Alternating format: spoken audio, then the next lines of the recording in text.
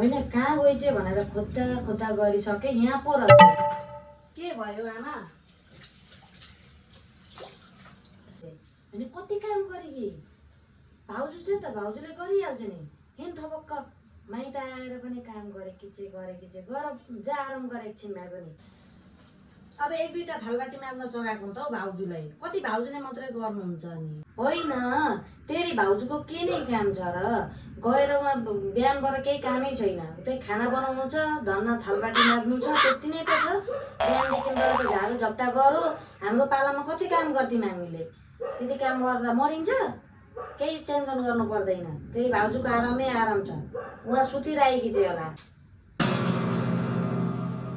के साह्रो खालि बुहारीले त सुतेकै मात्र पनि के साह्रो सुत्छ। छ्या जतिखेरै जति नै काम गरे पनि खालि सुतिरहेको छ अल्छे भनौँ।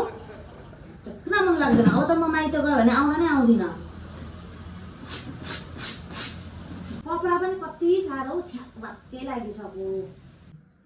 कपडा धोइराख्नु भएको छ गएर खुब सुती मात्रै भन्नुहुन्छ। जतिखेरै एउटा दुईटा काम सघाउनु परेन? कति केच गर्नुहुन्छ जहिले पनि भाउजूलाई। कपडै धोए पनि त त्यो कपडा मुला धुँदा के नै हुन्छ र?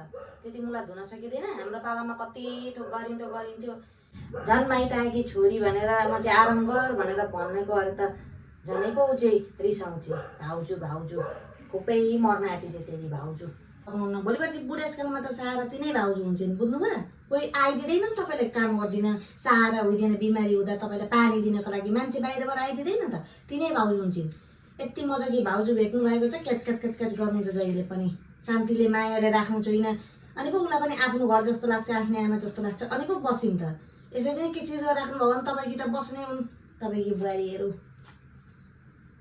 भोलि गएर के हुन्छ कसो हुन्छ त तैँले सिकाउनु पर्दैन मलाई। भोलि गएर दुःख पाइन्छ सुख पाइन्छ, यति काम अराएर दुःख पाइन्छ भनेपछि त नि के चाहिँ गर्नु? सिक्नु परेन बुहारी मान्छे भएर? बुहारी मान्छेलाई नगरे कसले गर्छ? हामी पनि बुहारी भएर सबै थोक गरेका। भाउजूले पनि त दिनैभरि बिहानैभरि गरिराख्नुहुन्छ काम। कति उसलाई पनि त वाक्क लाग्छ नि त। नि एकछिन आराम गर्न पाइँदैन आफ्नो घरमा? मलाई पनि मेरो ससुरालमा यस्तै गऱ्यो भने म बस्नु?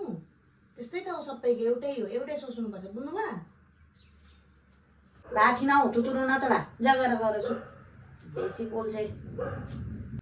तपाईँ चाहिँ जानु न, जानु त, म आराम गरिहाल्छु नि। जानु तपाईँ चाहिँ, म यति थालबाटी माझिसकेर आराम गर्छु। जानु। बल्ल काम सक्यो। अब त जे नै काम गराए पनि गर्ने छुइनँ। सुत्छु एकछिन आराम गर्छु।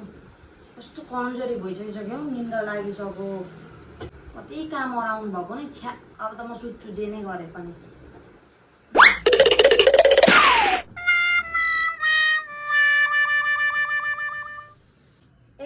अनि सुन, के भयो फेरि? मैले ज्वाइँसित कुरा गरिसकिरहेछु।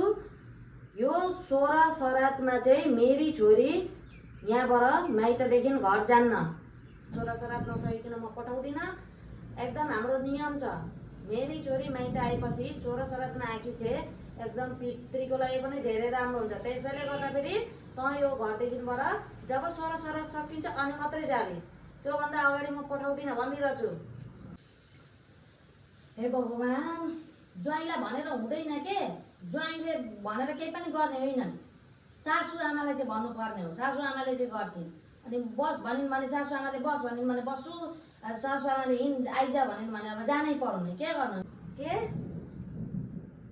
दे त्यसो भने फोन दे, म भन्छु सम्धिनीलाई। ल भन्नु बोल्नु दिन्छु अहिले फोन गरेर। गएको म सुत्न गएको क्या, एकछिन आराम गर्छु। सबैभन्दा पहिला त हजुरहरू सबैजनालाई नमस्ते छ। र तपाईँहरूलाई चाहिँ के कस्तो लाग्यो मेरो यो सर्ट स्टोरी? हुन चाहिँ अब तपाईँहरूलाई अब धेरै राम्रो लाग्यो जस्तो लागिरहेछ, किनभने हजुरहरूले नै मलाई चाहिँ भनिराख्नुहुन्थ्यो कि सर्ट स्टोरी बनाउनु भनेर भनिराख्नुहुन्थ्यो। त्यसैले गर्दाखेरि चाहिँ मैले आँट गरेर चाहिँ यो सर्ट स्टोरी ल्याएकी छु हजुरहरूको बिचमा। र के कस्तो लाग्यो प्लिज राम्रो कमेन्ट गर्नुहोला। आशा छ हजुरहरूले धेरै नै राम्रो मन पराइदिनुहुन्छ यो मेरो भिडियोलाई भनेर र अझै यस्तै खालको म भिडियोहरू ल्याउने छु। हुन चाहिँ मैले धेरै लङमा हुन्छ भनेर चाहिँ सर्टमा बनाइरहेको छु।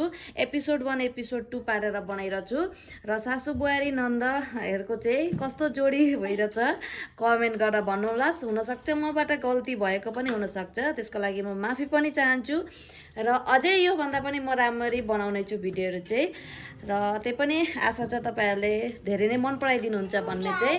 हुन्छ त हजुरहरूलाई धेरै धेरै धन्यवाद छ। By by.